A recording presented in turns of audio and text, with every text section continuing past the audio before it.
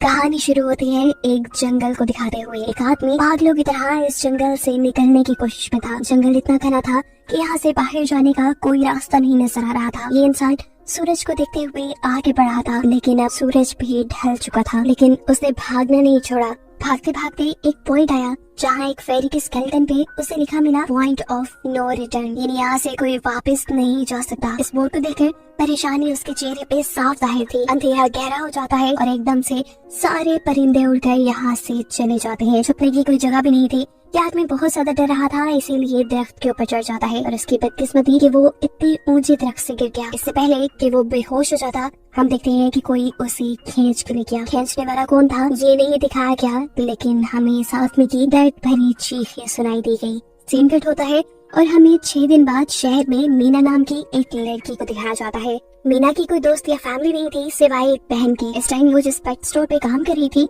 उसके बॉस उसे एक पैरेट को जू पे छोड़कर आने का ऑर्डर देते हैं। मीना इस पैरेट को उठाकर अपने घर ले जाती है क्योंकि उसे अगले दिन जू जाना था। रात उसने इस पैरेट के साथ गुजारी और फिर सुबह होने पर वो इस पैरेट को लेकर जू के लिए निकल गई। लंबी सड़क पर चलते चलते एकदम से शायद उसने गलत टर्न ले लिया और वो पहुंच गई जंगल के बीचों बीच। ये वही जंगल था जहां हम पहले एक आदमी को गायब होता देख चुके हैं। पहले तो वो अपनी गाड़ी के जरिए ही इस जंगल के अंदर जाती रही, लेकिन जब उसे यहाँ से बाहर निकलने का रास्ता समझ नहीं आया तो उसे इस गाड़ी से उतरना पड़ा। उसे लगा कि शायद यहाँ करीब कोई होगा जिससे वो मदद मांग ले। वो अपने पैरेट को लेकर आगे बढ़ने लग जाती है। अंधेरा भी गहरा होता जा रहा था। एकदम से पहले की तरह ही सभी परिंदे इन दरख्तों से उड़ जाते हैं। मीना को अब डर लगने लगा था क्योंकि जमीन भी जोर जोर से हिल रही थी। उसे अपने करीब किसी के होने का भी एहसास होता है। दूर एक बूढ़ी औरत भाग रही थी। मीना भागते हुए उसका पीछा करती है। वो उसे मदद मांग रही थी, लेकिन वो औरत रुकती नहीं, भागती रहती है। मीना जब उसका पीछा करते करते थक गई तो वो वहाँ रुक गई। उसके रुकने पर बूढ़ी औरत ने उसे आवाज देकर कहा,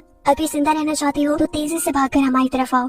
ये सुनते ही मीना दोबारा उस बूढ़ी औरत की तरफ भागी और वो बूढ़ी औरत उसका हाथ पकड़कर उसे एक घर में ले आई। घर आते ही उसने इस घर को लॉक कर लिया। ये कोई घर नहीं था बल्कि एक काफी अजीब कमरा था जिसपे एक बहुत बड़ा सा मिरर लगा हुआ था। इस बूढ़ी औरत के साथ यहाँ 2 और लोग भी थे। मीना घबरा कर इन लोगों से पूछती है ये कौन सी जगह है। ये लोग कोई जवाब नहीं देते और उसे मिरर के सामने खड़े होने को कहते हैं क्योंकि कोई उन्हें देखने आने वाला था। मीना पूछती है आखिर कौन देखने आ रहा है, तो वो बूढ़ी औरत मेडलाइन जवाब देती है हमें वॉचर्स देखने आ रही है। एकदम से यहाँ अजीबोगरीब आवाजें भी गूंजने लगी। इस बूढ़ी औरत ने बताया कि वॉचर्स तुम्हारे आने से खुश हैं। वो यहाँ तालियां बजा रही है तुम्हारे लिए। मीना बुरी तरह कंफ्यूज थी। मेडलाइन जिन्हें वॉचर्स कह रही थी उन्हें ना तो अभी तक मूवी में दिखाया गया और ना ही मीना या किसी और ने उन्हें देखा था। ये रात गुजर जाती है।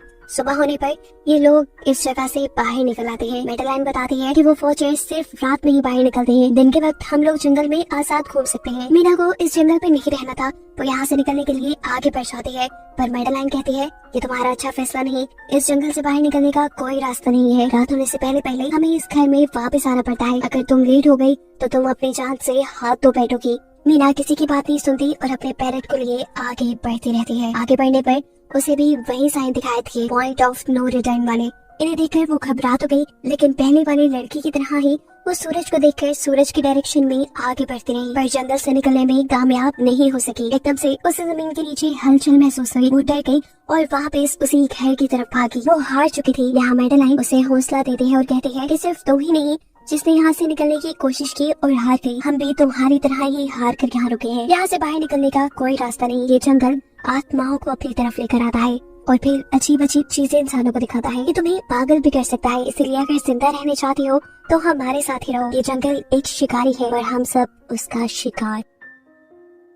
मेडलाइन उसे पॉइंट ऑफ नो रिटर्न वाले काफी सारे साइन बोर्ड दिखाती है जो कि जंगल में गोल दायरे में लगाए गए थे। मेडलाइन बताती है कि ये हमारे घर से आधे दिन के फासले पे लगे हैं। अगर इससे आगे गए तो वापस लौटना मुश्किल हो जाएगा, इसलिए कभी भी ये तुम्हें नजर आए तो तुम इन्हें इग्नोर मत करना। मीना पूछती है ये सब किसने बनाया, तो वो जवाब देती है ये एक प्रोफेसर ने बनाया था। रात हो जाती है कि लोग वापस उस घर के अंदर आ जाते हैं। हर रात वॉचर्स उन्हें देखने के लिए आते थे। आज की नामी लड़की उनके सामने डांस करती है और कहती है ये सब उन्हें पसंद है। ऐसा नहीं था कि इन चारों को हर रात वॉचर्स के सामने खड़ा ही रहना पड़ता था। ये लोग जो चाहते वो कर सकते थे, लेकिन उनकी तरफ अपनी कमर नहीं कर सकते थे। रात में तो इन्हें सिर्फ वॉचर्स का मसला था, लेकिन दिन में भी इन्हें बहुत मुश्किलों का सामना करना पड़ता था। ये जंगल से हर रोज कुछ न कुछ हंट करके लेके आते थे जिनसे इनका गुजारा होता था। अगले दिन कीरा और मीना दोनों जंगल में खाना इकट्ठा करने के लिए जाती है। मीरा कीरा से सवाल करती है आखिर ये वॉचर्स चाहती क्या है। कीरा बताती है मुझे भी कुछ खास नहीं पता, लेकिन मैडेलाइन के पास एक थ्योरी है। उसके मुताबिक ये वॉचर्स हमें देखते हैं, हमें ऑब्जर्व करते हैं, लेकिन अगर हमने इन वॉचर्स को देखा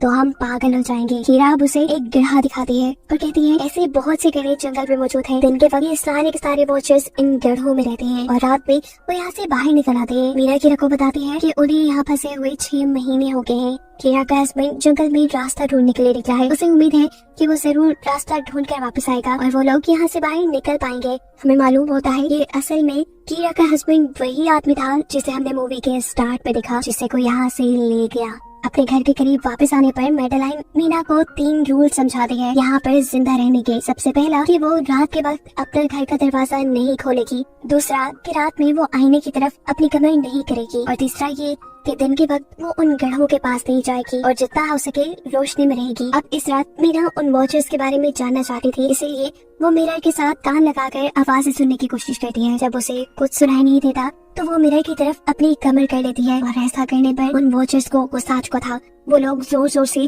उस मिरर को मारने लग जाते हैं, यहाँ तक कि मिरर के अंदर क्रैक भी आ जाता है। शोर से मैडेलाइन भी उठ जाती है और वो मीना को मिरर की तरफ खड़े रहने को कहती है। ऐसा करने पे उनका गुस्सा ठंडा हो सकता था। खैर ये रात भी कट जाती है और अगले दिन मीना डैनियल के साथ शिकार पर निकलती है। मीना क्योंकि अपने अच्छे दिन यहाँ जाया नहीं करना चाहती थी, इसलिए वो यहाँ से निकलने की तैयारी कर रही थी। वो डैनियल से पूछती है क्या आज तक तुमने किसी वॉचर को देखा। डैनियल ना में जवाब देता है। तब मीना डैनियल को समझाती है कि मुझे लगता है कि ये सब मैडेलाइन की बनाई हुई कहानियां हैं जिसके अंदर वो हमें फंसा रही है। हमें जरूर इन गढ़ों को जाकर चेक करना चाहिए, शायद हमें यहाँ से बाहर जाने का कोई रास्ता मिल जाए। डैनियल जो कि खुद यहाँ से बाहर जाना चाहता था ना की बातें मान लेता है और अब मीना अपने साथ रस्सी बांधकर उस गड्ढे के अंदर उतरती है। रस्सी का दूसरा सिरा डैनियल ने पकड़ा हुआ था कि अगर मीना को कुछ भी हो वो जल्दी से मीना को बाहर की तरफ खींच ले। मीना नीचे गड्ढे में पहुंच जाती है जहाँ उसे बहुत सारे इंसानों का सामान मिलता है। मीना इस सामान को इकट्ठा कर लेते हैं। जरूर वो जंगल में फंसे हुए इंसानों का ही सामान होगा। रस्सी के सहारे मीना और डैनियल उस सामान को बाहर ले आते हैं और इससे पहले कि मीना उस गड्ढे से बाहर निकलती उसे गड्ढे के अंदर किसी की उंगलियां दिखाई देती हैं। वो ठीक से तो नहीं देख पाई कि ये क्या चीज थी, लेकिन वो डर गई। ये लोग उस सारे सामान को लेकर अपने सेफ हाउस में आ गए जहाँ मैडेलाइन ने उससे पूछा ये सामान तुम्हें कहाँ से मिला। ये लोग झूठ बोल देते हैं कि ये सामान उन्हें जंगल से मिला है। मैडेलाइन को इस जंगल में रहते हुए बहुत अरसा गुजर चुका था। वो चाहती थी कि ऐसा सामान उसे जंगल से नहीं बल्कि गड्ढे से मिला होगा। वो मीना से पूछती रह जाती है बताओ तुमने गड्ढे के अंदर क्या देखा, लेकिन मीना उसे कुछ नहीं बताती। अब इन लोगों को गड्ढे से कैमरा भी मिला था। इस कैमरा को सीसीटीवी कैमरा बनाकर डैनियल और मीना इस घर के बाहर लगा देते हैं ताकि ये लोग भी वॉचर्स को देख पाए। मैडेलाइन उनको समझाती रह जाती है ये तुम गलत कर रही हो, लेकिन ये दोनों उसकी एक नहीं सुनते। आज ये लोग वॉचर्स के इंतजार में बैठे थे ताकि इन्हें वो देख पाए। अभी तक वॉचर्स नहीं आए थे, लेकिन आज इनके साथ कुछ अजीब होता है। उनका दरवाजा खटखटाया जाता है। ये लोग कैमरे से देखते हैं तो वहाँ उन्हें इंसानी टांगे दिखाई दे रही थी। बाहर जो कोई भी था वो कीरा के हस्बैंड की आवाज में बात कर रहा था। कीरा को लगा कि जरूर उसका हस्बैंड यहाँ से बाहर निकलने का रास्ता ढूंढ आया है। वो जल्दी से उठकर के दरवाजा खोलने के लिए जाती है, लेकिन मैडेलाइन उसे रोक देती है और कहती है तुम ये दरवाजा नहीं खोल सकती, मैं जानती हूँ भाई तुम्हारे हस्बैंड नहीं है। कीरा को मैडेलाइन की बातों पे यकीन नहीं था, इसीलिए मैडेलाइन कहती है तुम इसका इम्तिहान ले लो। तुम मुझसे कोई ऐसी बात पूछो जिसके बारे में सिर्फ तुम या तुम्हारा हस्बैंड जानता हो। कीरा बाहर खड़े हुए इंसान से एक किताब के बारे में सवाल करती है जिसके बारे में उसे पता होना चाहिए था, लेकिन जब बाहर खड़ा हुआ इंसान कोई जवाब नहीं देता तो ये समझ जाते हैं कि ये वॉचर ही है। ये जब दरवाजा नहीं खोलते तो वॉचर इनके बाहर लगाए हुए कैमरा को तोड़ देता है। सभी वॉचर अब गुस्से में आ चुके थे। वो इनके घर के बाहर लगा हुआ शीशा भी तोड़ने वाले थे, लेकिन ये सब लोग शीशे के सामने खड़े हो जाते हैं। उनके ऐसा करने पर वॉचर्स ने शीशा तोड़ना बंद कर दिया और वो इनको मारने नहीं आए। रात इनके साथ ही काफी सारी गलत चीजें हो गई थी, इसीलिए डैनियल और मीना ने डिसाइड किया कि वो मैडेलाइन को सच बता देंगे कि वो गड्ढे में गए थे। और इस बात से वो बहुत ज्यादा गुस्सा हो जाती है कि उन्होंने एक रूल तोड़ दिया था। मैडेलाइन उस गड्ढे से लाया हुआ सारा सामान उठाकर वापस उसी गड्ढे में फेंक देती है और अब ना चाहते हुए मीना भी यही रहने वाली थी। वक्त गुजरता गया, मौसम भी बदल गया, सर्दियाँ आ गई थी, लेकिन अभी तक ये लोग यही फंसे थे।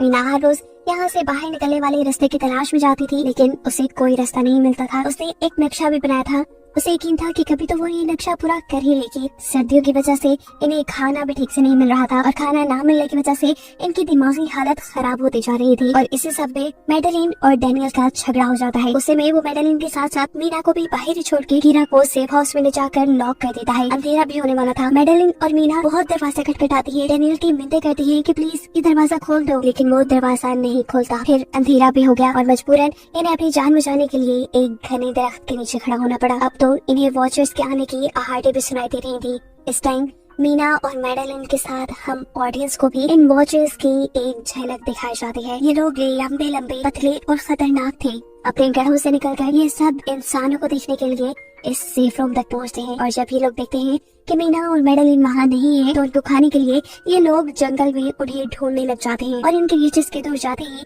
मीना और मैडेलिन को मौका मिल जाता है दोबारा अपने सेफ हाउस तक आने का। इस मरतबा वो जोर जोर से दरवाजा खटखटाते हैं और आखिर डैनियल उनके लिए दरवाजा खोल ही देता है। ये लोग घबराए हुए थे क्योंकि इन लोगों ने अब वो क्रिएचर देख ली थी। मैडेलिन इन सबसे आकर कहती है कि मैंने तुमसे झूठ बोला था कि मैं यहाँ पे फंस गई। असल में मैं इन्हीं क्रिएचर्स की तलाश में यहाँ आई थी, क्योंकि मैंने किताबों में पढ़ रखा था कि ये सारी क्रिएचर्स परियां हैं, फेरीज हैं। लेकिन यहाँ आकर मैंने जब इन्हें देखा तो मुझे पता चला कि ये तो मॉन्स्टर यानी राक्षस हैं और साथ ही साथ काफी अक्लमंद भी। ये लोग भेस बदल सकते हैं। मैंने जिसको देखा था उसने बिल्कुल मेरे जैसा ही अपना रूप बना लिया था, बस उसके बाल थोड़े बिखरे हुए और आंखों के नीचे गड़े थे। मैंने उनकी इन हरकतों से अंदाजा लगाया कि वो हम जैसा बनने के लिए हर रोज कुछ सीखते हैं, इसीलिए ये हर रोज आकर हमें ऑब्जर्व करते हैं और जो जो काम हम करते हैं वैसे ही काम ये लोग करने लग जाते हैं। इनकी इन्हीं बातों के दौरान दोबारा दरवाजे पे खटखटाहट होती है। ये क्रिएचर्स अब इन्हीं की तरह बोल रही थी। वो अंदर आना चाहती थी लेकिन ये दरवाजा नहीं खोल सकते थे। अगर ये दरवाजा ना भी खोलते फिर भी क्या हो जाता। उन क्रिएचर्स में इतनी ताकत थी कि वो इस लोहे के दरवाजे को तोड़कर अंदर आ जाएं। इन लोगों को भी छुपना था। सभी को कुछ समझ नहीं आ रही थी, पर अचानक डैनियल की नजर फर्श पे पड़ती है। यहाँ फर्श थोड़ा ऊपर नीचे था। वो जैसे ही कारपेट उठाकर देखता है तो नीचे एक बंकर था। ये लोग बिना वक्त जाए किए उस बंकर का दरवाजा खोल के उसके अंदर चले जाते हैं और फिर बंकर बंद कर लेते हैं।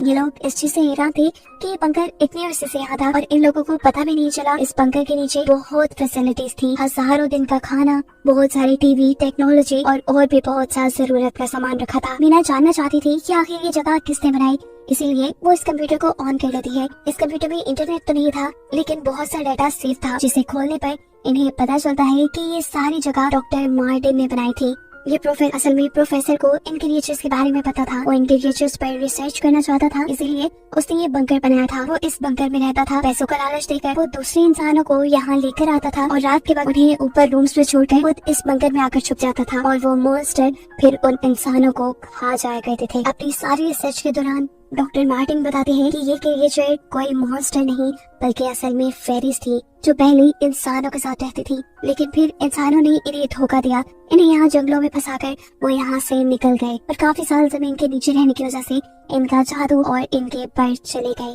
डॉक्टर मार्टिन बताते हैं कि सारी रिसर्च के दौरान उन्हें एक सबसे अलग फेरी मिली जो रोशनी में भी उन गढ़ों से बाहर आ सकती थी। वो अच्छी थी, उसे डॉक्टर मार्टिन को मारा नहीं। डॉक्टर मार्टिन उसे यहाँ ले आया। वो फेरी मार्टिन के साथ रहकर सब कुछ सीख गई, लेकिन थोड़े अरसे बाद इन दोनों के अंदर कोई लड़ाई हो गई। इस कंप्यूटर में बहुत सी वीडियोस थी और हर वीडियो में डॉक्टर मार्टिन ने कुछ न कुछ बताया हुआ था। मीना बस ये जानना चाहती थी कि आखिर में क्या हुआ, इसीलिए वो सबसे आखिरी वीडियो प्ले करती है जिसमें वो देखती है कि प्रोफेसर खुद को और उस फेरी को मारने वाले है। मरने से पहले वो इस जंगल में फंसे हुए लोगों के लिए यहाँ से निकलने का रास्ता बता देता है और कहता है कि शाम में जिस डायरेक्शन में परिंदे भागते हैं उसी डायरेक्शन में भागने से वो लोग इस जंगल से निकल सकते हैं।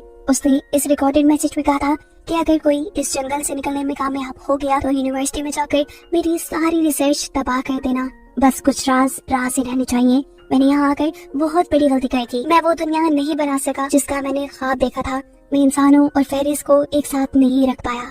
खैर आज रात इनकी काफी खुशी में कटती है क्योंकि इन्हें बाहर जाने का रास्ता मिल गया था। सभी लोग अब बंकर से बाहर निकलते हैं तो देखते हैं कि इनका सेफ हाउस ऑन वॉचर्स ने पूरी तरह तबाह कर दिया है। ये लोग अब यहाँ जंगल से निकलने के रास्ते में बढ़ जाते हैं। वो परिंदे जिनके बारे में प्रोफेसर बता रहे थे वो तो शाम को उड़ने वाले थे, लेकिन इन्हें शाम होने से पहले जंगल से बाहर निकलना था, इसलिए मीना अपने पास मौजूद पैरेट को आजाद कर देती है। जिस डायरेक्शन में वो उड़ता है ये लोग उसी डायरेक्शन में चलने लग जाते हैं। चलते हुए रास्ते में इन्हें एक कब्र मिली। मेडेलाइन इस खबर को देखकर बताती है कि एक वक्त था जब ये लोग इंसानों के साथ रहते थे, लेकिन इंसानों ने इनके साथ बहुत बुरा किया, धोखा किया और इन्हें यहाँ जंगलों में छोड़कर वो चले गए। और क्योंकि इन फेरीज ने अपने पर और अपने जादू को खो दिया, इसलिए अब कभी वो इस जंगल से बाहर भी नहीं जा सकते। चलते हुए ये लोग एक नदी के पास पहुँच गए। फाइनली इस नदी के जरिए ये लोग इस जंगल से निकल सकते थे। शाम भी हो चुकी थी। वो फेरीज, वो वॉचर्स अब जमीन से बाहर निकलने लगे थे। इससे पहले कि ये लोग डॉक्टर मार्टिन की बोट में बैठकर यहाँ से दूर चले जाते, डेनियल को यहाँ अपना साथी जॉन मिल जाता है।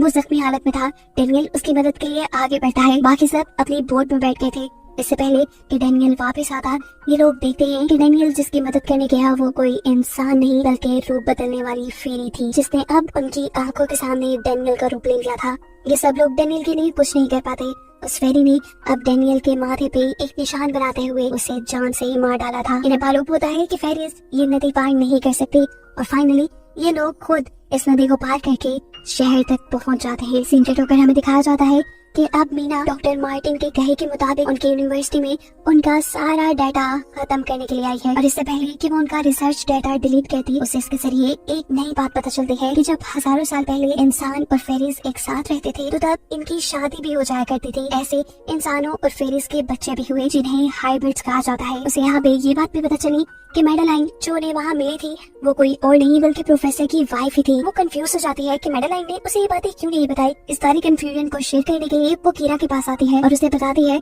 कि जिस मेडेलाइन से हम जंगल में मिले थे वो असल में प्रोफेसर मार्टिन की वाइफ थी, लेकिन उसने हमें ये सच्चाई इसलिए नहीं बताई क्योंकि वो एक इंसान नहीं बल्कि एक भेस बदलने वाली फेरी ही थी। ये सुनकर कीरा हैरान हो जाती है। असल में काफी सालों पहले प्रोफेसर की वाइफ मेडेलिन लंग्स कैंसर की वजह से मर गई थी। प्रोफेसर उनसे बहुत प्यार करते थे, वो उनके साथ ही रहना चाहते थे।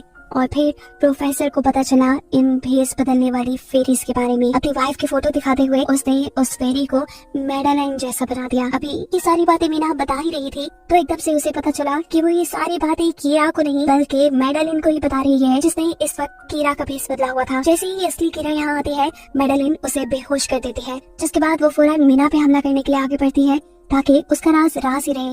इससे पहले कि वो मीना को मार देती, वो उसे कहती है मैं इकलौती थी जो जंगल में सबसे अलग थी। वहाँ सारी फेरीज मेरा मजाक उड़ाती थी। मैं दिन के वक्त भी बाहर निकल सकती थी। इसी गुस्से में उन्होंने मुझे वहाँ से बाहर निकाल दिया। तब मीना उसे कहती है तुम अलग नहीं थी, तुम बहुत ज्यादा खास थी। असल में तुम हाइब्रिड हो, आधी इंसान और आधी फेरी हो। इसी वजह से तुम फेरीज के साथ भी रह सकती हो और इंसानों के साथ भी, और यही वजह है कि तुम उस जंगल से बाहर निकल आई। मीना के सारा सच बताते ही एकदम से मेडेलिन के पास उसके पैर और उसके जादू वापिस आ जाता है, जिसके बाद वो मीना को यही छोड़कर यहाँ से उड़ जाती है। अब कहानी कुछ हफ्तों बाद की दिखाई जाती है, जहाँ मीना अब अपनी बहन के पास गई है। जंगल और फेरी वाले सारे वाक़े के बाद वो काफी डर गई थी और अब वो अपनी बहन के साथ ही रहना चाहती थी। उसने अपनी बहन को बताया कि मुझे लगता है कि वो फेरी अभी भी मेरा पीछा करती है। तब मीना की बहन उसे कहती है तुम डरो नहीं, कुछ नहीं होगा। और कहानी के आखिरी सीन में हमें एक बच्ची को दिखाया जाता है जो कि इस वक्त भी मीना के घर के नीचे ही थी। ये कोई और नहीं बल्कि वो फेरी मेडेलाइन ही है जो इनकी दुनिया में